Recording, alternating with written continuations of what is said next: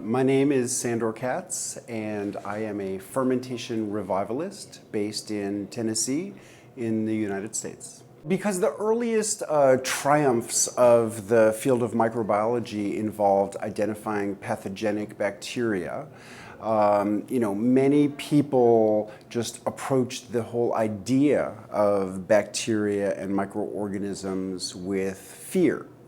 And from the first time I taught a fermentation workshop, which was how to make sauerkraut, the number one question that I received, which has been repeated to me thousands of times since then, is how can I be sure that the bacteria growing on the cabbage fermenting in this jar are good bacteria that are going to be beneficial for me rather than dangerous bacteria that might make me sick or potentially even kill someone. What I find is that many people just project all of the fear that they've been taught to have about bacteria onto fermented foods. And really the bulk of my work is demystifying fermentation and helping people understand that really fermentation is a strategy for safety in food as much as anything else, and that the fact of the bacteria or the fungus growing in the food is actually protecting it from organisms that could potentially be dangerous.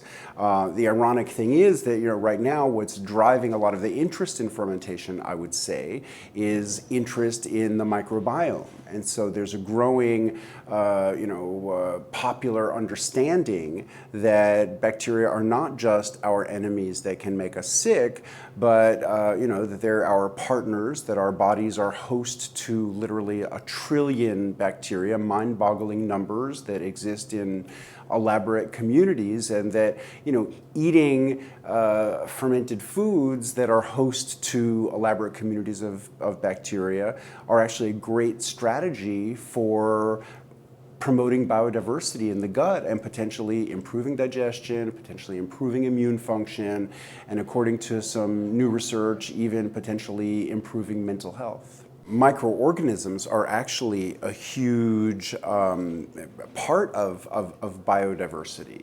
And when people talk about terroir in food and the unique characteristics of food from a particular place, they're talking about the qualities of the grapes from the soil and climate in a certain place, for instance.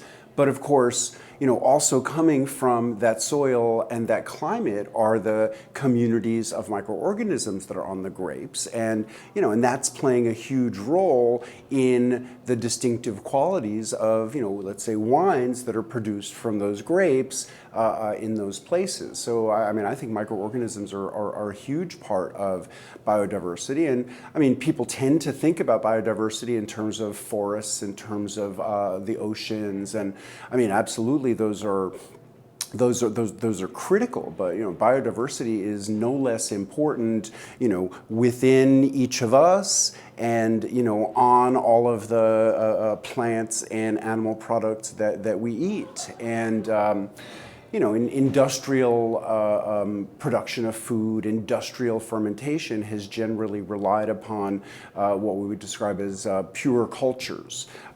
Basically organisms that have been isolated in a laboratory and propagated, and then they're introduced into the food. And that's certainly a simple and reliable way to produce these products. But what it lacks is diversity. So, the traditional versions of all these foods, wines naturally fermented from the organisms on the grape, cheeses that are relying on the indigenous organisms of the milk, kimchi and sauerkraut relying on the organisms of the cabbages and other vegetables.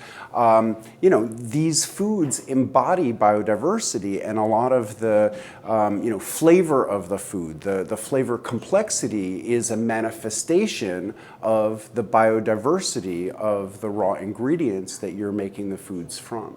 fermentation has driven a lot of technological innovation. And, for instance, pottery is not something that always existed. Pottery is, a human technology. That presumably derives from observations that people made from, pits in clay earth that they made fires in, and recognized that the fire hardened the clay of the earth. And so people started digging clay out of the earth and creating vessels. And our earliest archaeological evidence of fermentation comes from residue of alcohol on shards of ceramics found at archaeological sites. So sometimes people date the earliest alcoholic beverages to 9,000 and some years ago, because those are the oldest pottery shards that have been found with alcohol on them. But to me, that doesn't really tell us so much about the history of fermentation. That tells us about the history of pottery, because what else drove the development of pottery vessels but the idea of having vessels that could hold liquid that people could ferment in. There's a lot of different traditional vessels that people have fermented in. Pottery is one of them. Wood, whether it's sort of hollowed out stumps of trees and branches, or whether it's the sort of more technologically elaborate barrels. Also skins, bladders, intestines, different parts of animals that could hold water. Gourds have been traditional fermentation vessels.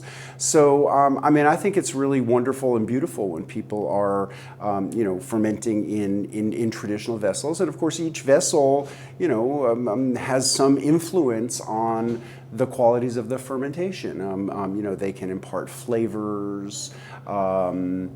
So yeah, I think it's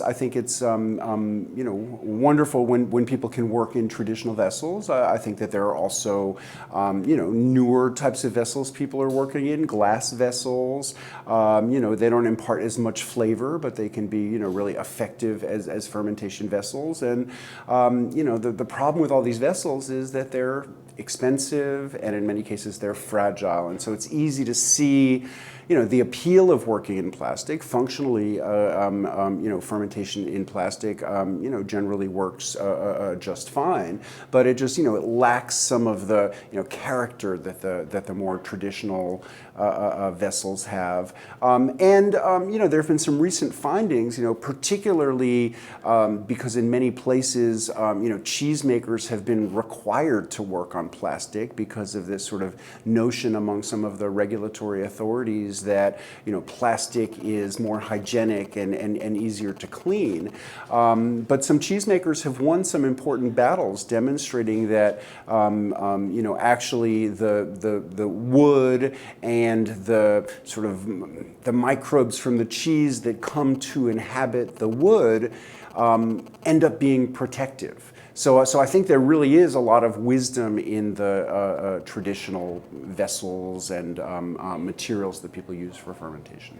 I think for food to be a part of our life that promotes social change, we need to think about it in a broader context. Food cannot just be something that you go to the market and, depending on how much money you have in your pocket, you have choices as a consumer. Food exists in a much broader context, and part of that context is biological. Food connects us to land and to soil and to plants and to microorganisms and to animals. Part of the connection is social. Humans weren't just created on an earth that had all the food that we eat. The food that we eat is the result of cultural evolution that's occurred differently in different parts of the world. And I think that as people have become more cut off from their food traditions and and the methods by which the foods they like to eat are produced, it really cuts them off from their cultural roots. So I think for for many people interested in fermentation, it's really about, wanting to embrace, the roots of their culture. So, I think for me, the most important thing is getting people to think about food in a broader context. And I think that, fermenting food yourself at home is, a great way to experience food in a larger context, where, you are literally becoming more connected to these invisible life forces that are everywhere and that are part of everything that most people just never ever think about, but have such huge implications for the health of the soil, the health of the plants, the health of the animals, and our own health, and ultimately the health of the earth.